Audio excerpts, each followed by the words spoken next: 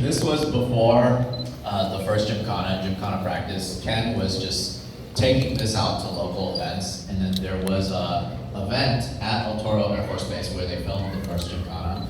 It was called American Gymkhana.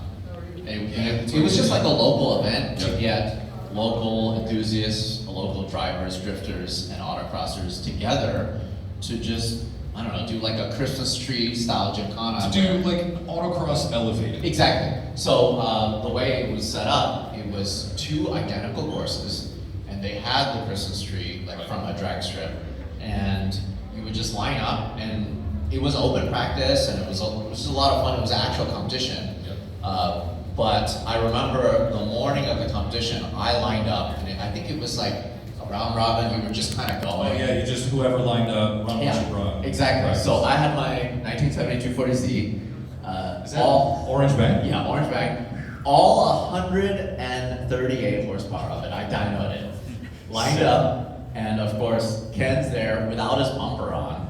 Oh, interesting. Lined up next to me, and I look over, I'm like, I can't believe I'm lined up against Kevlar. You can't even hear your own motor. It's ridiculous, and my car was loud, but I think it made 450 horsepower.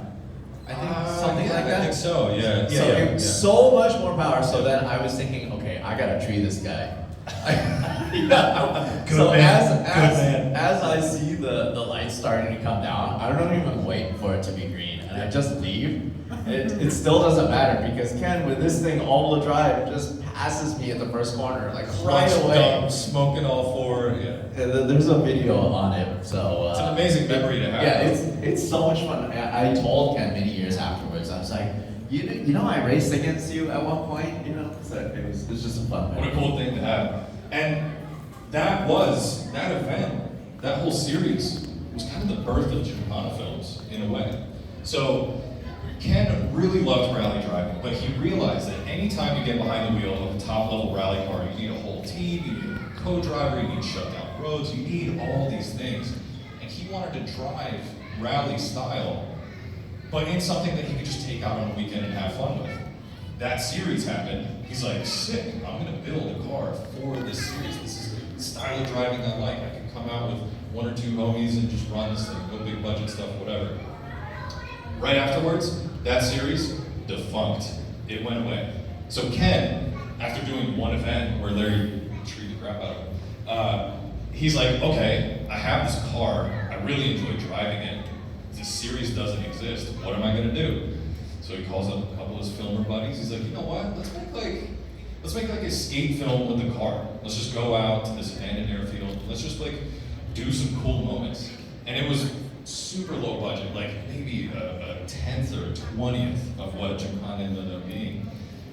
He filmed it, they edited it, he was pretty stoked. He put it on his website, kenblockracing.com, and just forgot about it. He's like, all right, cool thing. That was fun for marketing, whatever, make a couple t-shirts.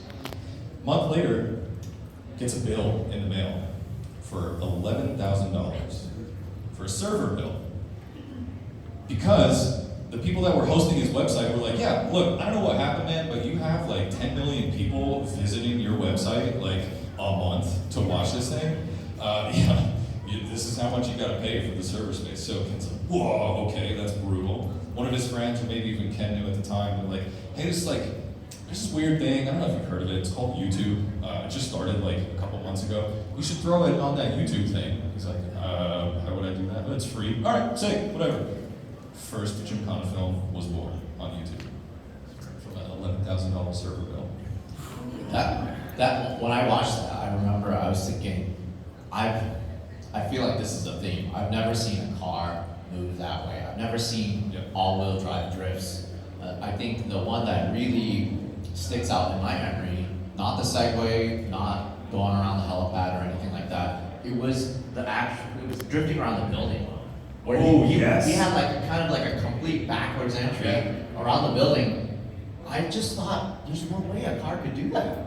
Drift cars didn't do that at the time. We didn't have crazy angle kits or anything. At the time, I was already shooting a lot of drifting, so I knew what a two-wheel drive car could do. But the fact that this being all-wheel drive, it could light up the tires like that, absolutely blew me away. And the thing is, I knew that location.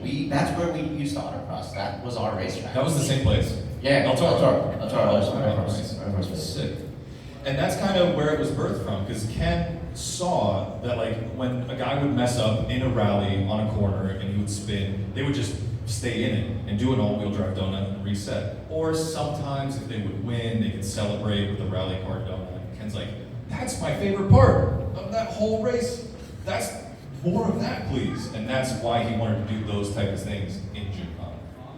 And this car started out, this is not an original Hawkeye, this is actually a 2004 Block that Ken ran as a street car. Then he did one lap of America in it. That's where he met Brian Scotto. I think he did Gumball in the car, which I believe it's the white camo one. That white camo and gold car is this. He eventually facelifted it and then wide-bodied it and made it into the Gymkhana car you see today. The funny thing is, you look inside, no roll cage, just a harness bar. There's carpet. There's a regular H-pattern gearbox. This is pretty damn street car. Like, there's cars out there right now that would blow this thing away if it didn't have the history it did. But it started as stock brakes. CE28Ns. Anyway, the car that started it all. Love this thing.